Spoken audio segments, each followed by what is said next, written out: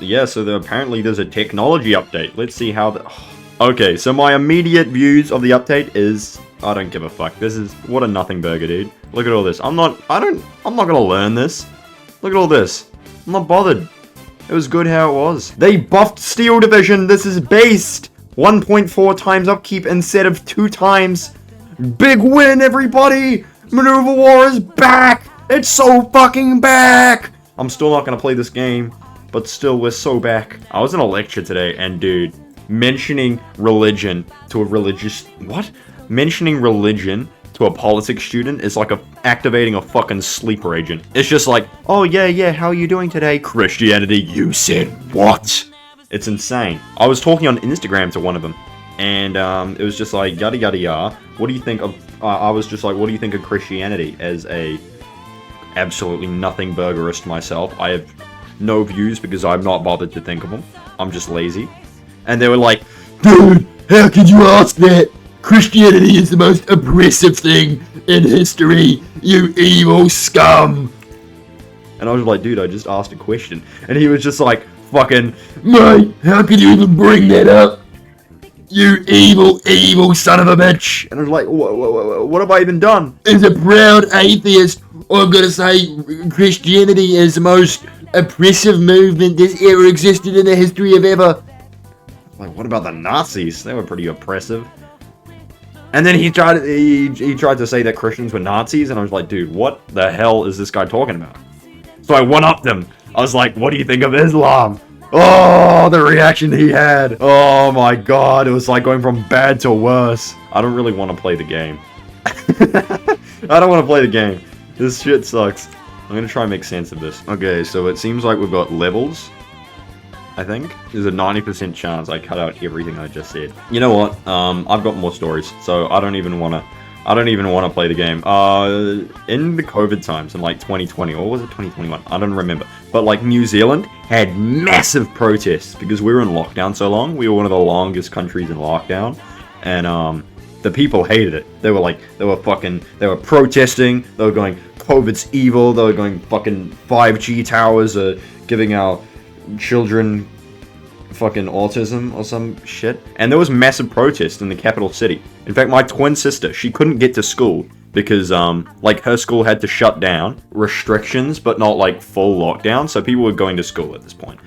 So my twin sister was going to school because the school students were being harassed by protesters, like properly harassed, being like jeered and sexually harassed and yada yada yada. Just bad stuff, man. Just bad stuff. Like, one of my close friends, he was at his house, and his mom had a friend over, and her friend had like this big van, like this big white van with spray painted shit on the side, just like, COVID's a hoax, the government is evil, 5G, autism, and all that stuff. Like, proper conspiracy theorist stuff. Like, crazy shit. And I still see people, like, to this day going, well, I'm so good because I never got the vaccine, and I turned out just great. I didn't wear my mask. Motherfucker, everybody wore their mask. Be for real, bro. Like, in hindsight, people are just like, well, I didn't actually wear my mask because I'm a Sigma. I'm actually a schmegma male. I don't understand how it's common practice to have zero knowledge of virology at all. Like, how retarded must one soul be to genuinely think vaccines don't work? It is so fucking basic. We made that shit back in the 1800s for smallpox. Like, come on now.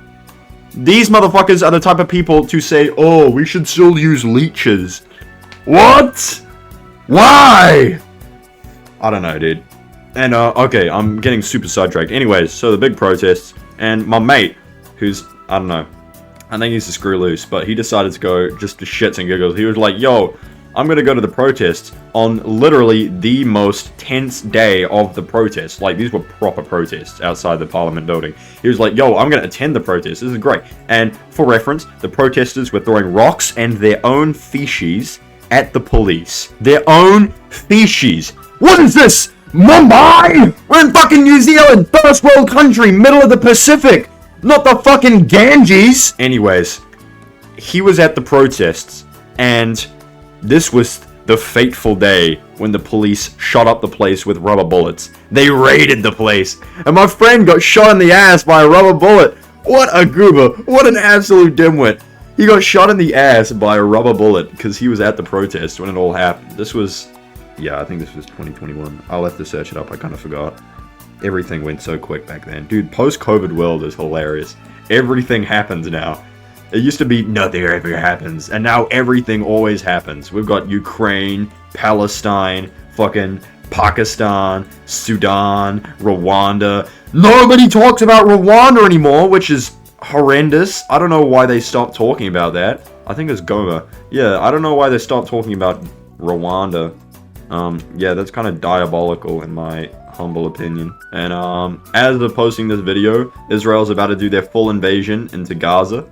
And UK, France, and Canada says they're going to take firm, permanent action against Israel if they do that, which is absolutely insanity sauce. Like, what the hell is that supposed to mean? India's getting spicy with Pakistan. And currently, they're sort of under some sort of weird truce thing. But Pakistan's leader said, it is inevitable that there will be full-scale war. That is what the leader of Pakistan said. Lord have mercy on our souls. You know what people are just like, oh my, like all the like little racist chuds, they're just like, oh my god, the Indians and the Pakistanis, they're gonna kill each other. The two birds with one stone, this is amazing. Dude, I don't think you realize now. This is from an educated politics student to the racist chuds. I gotta say to you, if a nuclear war, if it goes full mutually assured destruction and they throw nukes at each other, where do you think the refugees will go? You think they're gonna go to China? No. They're gonna go to New Zealand, Australia, America, UK, Europe, all the Western countries. Mate, if you think it's bad now, it's gonna get a whole lot worse. So yeah, that's fun. And China's sort of like chilling out, and all of this is real life, by the way. I'm not talking about fucking Ron. China is just like, yeah, I guess we're just gonna eco-max forever. I don't feel like they're ever actually gonna invade Taiwan, or at least not for a long time. In fact, one of the big reasons there was so much crap about Taiwan and like China was militarizing at that time, is because they were just finishing up their genocide of the Uyghurs in this place. And they're wrapping that up now because they finished it. They did it. The Chinese genocided the Uyghurs. They're gone. The Uyghur culture is destroyed, and the horrific part of it is, even if we go in and stop the Chinese and just like try reinstate it, it will never ever be the same. That's the terrifying part, because they finished it. They genocided the Uyghurs and decimated their culture to a point of no return. That is horrendous. And all of this stuff just like, oh yeah, we're gonna invade Taiwan, we're making our navy super big, it's bigger than the United States now. That was a diversion. They were just getting rid of this place. It's gone. It's over. So yeah, that's great. China and India still hate each other. What the hell happened on my screen? What was that? How's my research going? Oh. Why does my research screen look smaller now? Amazing. I don't even care. Yeah, so people stopped talking about Rwanda's invasion into Goma, which is incredible because there's 2 million people living in Goma. And also, the UN went in there immediately because Goma is one of the biggest, I think it's cobalt, one of the biggest cobalt mine cities in the world, which is where all the tech companies get all their shit from. So they probably dealt with that under wraps, just like, shh, everybody, send in everybody. Just like, the UN goes in, BlackRock, Blackwater, fucking Europe, all the corporations, all the mercenaries, everybody went in, okay? And it just didn't get televised. And fucking Sudan, there's an evil civil war happening, and tens of millions of people are dying of famine. And they've got nowhere else to go. Egypt won't take them, Eritrea won't take them, Ethiopia won't take them, South Sudan's no better, Chad won't take them. Like, tens of millions of people are gonna starve to death in Sudan right now. And why that matters? You're like, they're just a bunch of African civilians, they don't matter.